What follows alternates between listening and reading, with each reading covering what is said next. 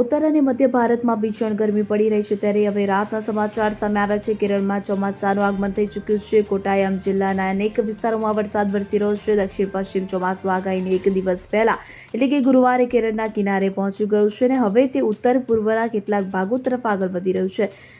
ભારતીય હવામાન વિભાગે બુધવારે જણાવ્યું હતું કે આગામી 24 કલાક દરમિયાન કેરળમાં દક્ષિણ પશ્ચિમ ચોમાસાના આગમન માટે સ્થિતિ અનુકૂળ રહે છે. જૂન મહિનાની શરૂઆત પહેલા ગુજરાતના લોકો હવે મેઘરાજા આગમનની આતુરતાથી રાહ જોઈ રહ્યા છે. ત્યારે હવામાન વિભાગ દ્વારા આગામી 48 કલાક સુધી ગુજરાતના 4 જિલ્લાઓમાં ધૂળની આંધીની આગાહી વ્યક્ત કરી છે. કચ્છ, સુરેન્દ્રનગર, પાટણ અને બનાસકાંઠામાં ભારે પવન ફૂંકાશે. Bureau report CN24 news. હવે જુઓ દેશ દુનિયાની તમામ ખબરો તમારી આંગળીના ટેરવે.